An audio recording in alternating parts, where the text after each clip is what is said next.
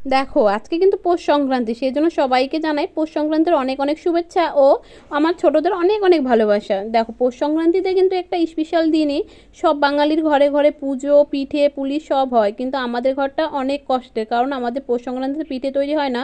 তার একটা বিশেষ কারণ আছে, সেটা তোমাদেরকে অন্য কোনো একটা ভিডিওতে শেয়ার করব। দেখো এদিকে পিঠে তৈরি হয়নি তো কি হয়েছে, এদিকে কিন্তু আমাদের পুজো করতে হবে, আর যেহেতু পিঠে তৈরি হয়নি সেই জন্য চাল কোটাকুটি হয়নি। এদিকে পুজো করার জন্য মা কাকিমাদের বাড়ি থেকে একটু চালের গুঁড়ি নিয়ে এসেছিলো, মানে আমাদের পাশের বাড়ি থেকে, কারণ আমাদের চাল কোটা বারণই আছে দুদিন, সংক্রান্তি আর সংক্রান্তির আগের দিন, সেই জন্য দেখো আমাদের চাল কিন্তু কুটাই হয় না বাড়িতে। এই সংক্রান্তি আর সংক্রান্তির আগের দিন আমাদের বাড়িতে কোনো রকম চাল কোটা যাবে না, এটা একটা অনেক অনেক বড় একটা কারণ, সেই জন্য চাল কোটা হয়নি, সেই জন্য কাকিমাদের বাড়ি থেকে চালের গুঁড়ি নিয়ে এসেছিলো। আর দেখো আজকে কিন্তু অনেক সকালে উঠেছি আমি, এই ঠান্ডা ঠান্ডা দিনে কিন্তু উঠেই কাজে লেগে পড়েছি, কারণ দেখো কাজ করলে কিন্তু ঠান্ডা লাগে না, ঠান্ডা লাগার ভয়ে যদি তুমি ঘরে বসে থাকো তাহলে কিন্তু তুমি কোনো কাজ করতে পারবে না, ঠান্ডা তোমাকেও পিছু ছাড়বে না। দেখো ঠান্ডা আমার পিছু ছাড়ুক বা না ছাড়ুক, আমি ঠান্ডার পিছু ছেড়ে দিয়েছি, সেই জন্য দেখো ঠান্ডাকে আর কোনো ভয় না করে চলে এসেছিলাম কাজে, কারণ কাজ করলে কোনো রকম ঠান্ডা লাগবে না। সেই জন্য দেখো সকাল সকাল আমি আর মা দুজনেই উঠে গেছি, মা এদিকে পুজোর জোগাড় করছিল আর আমি এদিকে ভাবলাম যে চলো মা যখন পুজোর জোগাড় করছে বাকি কাজটা আমি সেরে নিই, সেই জন্য এদিকে আমি ভালো করে ডোয়াগুলো লেপে নিচ্ছিলাম। লেপার পরে এইদিকে দাদা চলে এসেছিল পুজো করতে, কারণ দাদাকে দিয়ে পুজোটা করানো হবে, যেহেতু ছেলে মানুষ সকালে চান করে নিয়েছে, কিন্তু চান দান কমপ্লিট হয়েছে, সকালবেলায় চান করে নিয়েছে, কারণ এই পুজোটা চান না করে করা যায় না।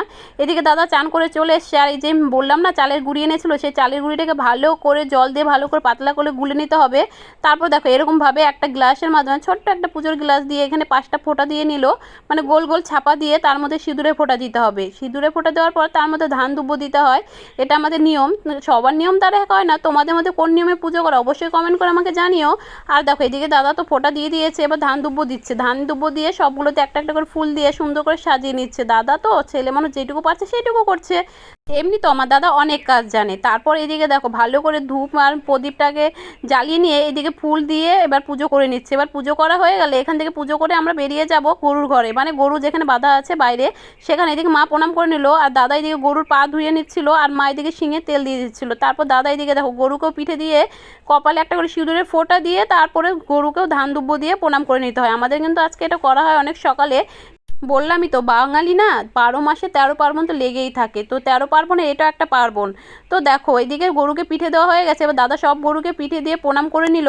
তারপর এদিকে চলে এসেছিলাম গরুর সঙ্গে, ওকে বললাম যে তোকে আজকে অনেক সুন্দর লাগছে। দেখো বন্ধুরা তোমরাই বলো ওকে আজকে কত সুন্দর লাগছে না একটা টিপ পরে। তারপরে চলে এসেছিলাম ঘর লেপতে, কারণ দাদা তো ঘর লেপার টাইমই দিল না, কারণ টাইম ছিল না, সকাল হয়ে গেছিলো, সেই জন্য দাদাকে পুজোটা করে নিল।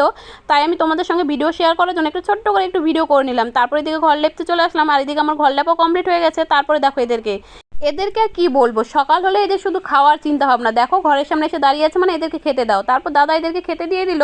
এইদিকে আমি একটা ছোট্ট ভিডিও করে নিলাম, কারণ তোমাদের সঙ্গে যেন শেয়ার করতে পারি সেই জন্য ভিডিওটা করেছিলাম। আমার এই গ্রামে ছোট্ট ছোট্ট মিনি ব্লগগুলো তোমাদের কেমন লাগে অবশ্যই কমেন্ট করে জানিও, ভালো লাগলে লাইক কমেন্ট শেয়ার সাবস্ক্রাইব করে দিও। দেখা হচ্ছে নেক্সট কোনো ভিডিওতে, এখন মতো বাই বাই।